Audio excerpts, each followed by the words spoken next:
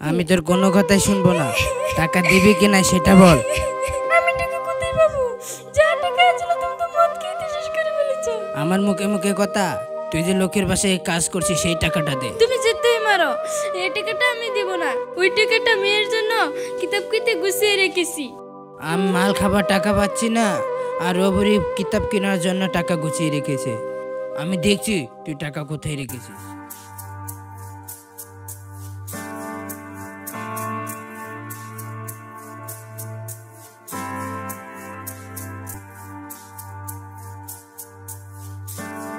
এই তো টাকা, দিবি না বলে? ওগো আমার কথাটা শোনো, আমি তোমার পায়ে পড়ি, তুমি ওই টাকাটা নিও না। উঠো মামি, তোমার লাগে নাই তো? তোকে আর আমি পড়াতে পারবো না রে মা। আমি তো তোমাকে বারবার বলি তুমি আমার জন্য এভাবে মার খেও না, তুমি তো আমার কোনো কথাই শুনো না। মারে তোর এসব নিয়ে কোনো চিন্তা করতে হবে না, তুই শুধু মন দিয়ে পড়াশোনা কর। ঠিক আছে লেও, এখন ঘরে চলো। জানিস মা, তোর মার মৃত্যুর সময় আমি কথা দিয়েছি তোকে আমি মানুষের মতন মানুষ করব। এইসব কথা এখন থাক, তোমাকে বলেছি না ঘরে চলো। কি গো, আজকে তোমার মন খারাপ লাগছে কেন? মন খারাপ কোথায়, এই তো কথা বলছি। না কি হয়েছে বলো, তোমার মামা আবার অশান্তি করছে নাকি? কি বলবো বলো, আমার কিতাব কেনার জন্য মামি যে টাকাগুলো রেখেছিল সেই টাকাগুলো নিয়ে মামা জুয়া খেলতে গেছে। আমার আর ভালো লাগছে না জানো, মাঝে মাঝে মনে হয় এই দুনিয়া ছেড়ে চলে যাই। একদম চুপ, এরকম কথা আর জীবনে মুখে বলবা না। সত্যি আমার আর ভালো লাগছে না। আর কয়টা দিন অপেক্ষা করো, তোমাকে আমার ঘরের বউ বানিয়ে নিয়ে আসবো। জানো আমার খুব চিন্তা হয়, আমি বিয়ে হয়ে চলে গেলে আমার মামির কি হবে। তুমি কেন চিন্তা করছো? আমার তো মানে সেরকম সমস্যা হলে তোমার মামিকেও নিয়ে আসবো। সত্যি তুমি অনেক ভালো। পাগলি আমার। আচ্ছা আমি এখন আসি, হ্যাঁ, না হলে মামির একা একা রান্না করতে কষ্ট হবে। ঠিক আছে, সাবধানে যেও।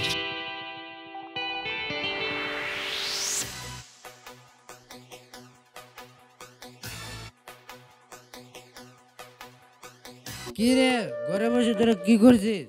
খোল দরজা। মামা দরজা তো খুলে আছে, দেখতে পারছো না? দেখবে কি করে, মদ খেয়ে যে বাড়িতে ঢুকেছে। চুপ কর, তাড়াতাড়ি টাকা ফেল। আমার কাছে টাকা গাছ আছে নাকি বারবার চাইলে যে টাকা দিয়ে দিব? টাকা নাই তো কি হয়েছে, সেই সোনার মালাটা দে। সবগুলা হলো, এখন মালাটার পিছনে লেগেছে। এই মালা আমি কোনোদিনও দিব না। এই তুই বেশি বকবি নি।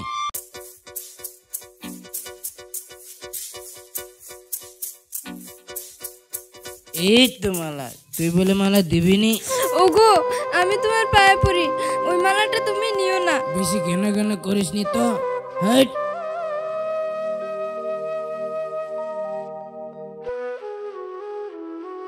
কিরে সিলিম, মুখ বেজার করে বসে কেনে, আজ যাবিনি?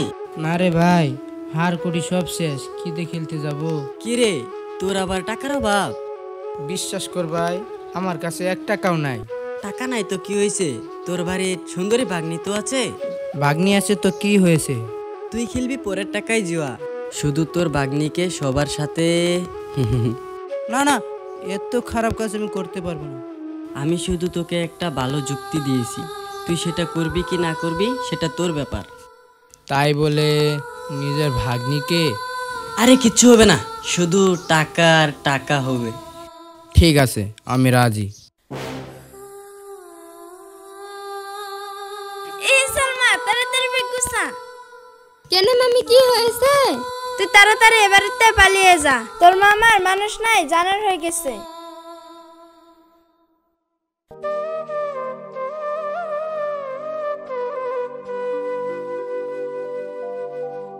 কি ব্যাপার সুমাইয়া, তোমরা কোথায় যাচ্ছ? কি ব্যাপার, তোমার চোখে পানি? মামি কি ব্যাপার, কি হয়েছে? মামা কি তোমাদেরকে ঘর থেকে বের করে দিয়েছে? বাপ অনেক ঘটনা ঘটে গেছে, সব কথা তোমাকে পরে বলবো। পরে বলবা, ঠিক আছে। এখন তোমরা কোথায় যাচ্ছ? ঠিক আছে সুমাইয়া, গাড়িতে ওঠো। মামি আপনি উঠেন। কিন্তু কোনো কিন্তু নয়, আজ থেকে আপনারা আমার বাড়িতে থাকবেন।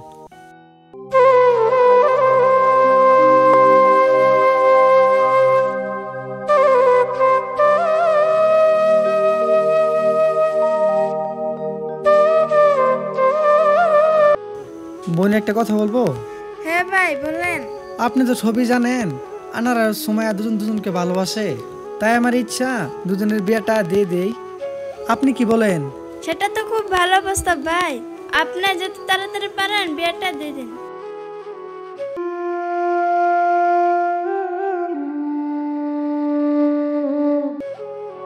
এ সুমাইয়া, দেখি দেখি এই মালাটা তুই কোথায় পেলি? আনার, এই আনার, কিছু বলছেন মামি? এই মালাটা তুমি কোথায় পেয়েছো বাপ? সেই কথা আর বলো না বোন, এক মাতাল মাঝখানে আগে আমার কাছে বিক্রি করেছে।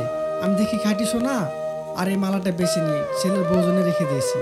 এ কি ভালো ভাগ্য, তুই তোর মায়ের গলার মালা পেয়ে গেছিস রে মা। মায়ের গলার মালা মানে?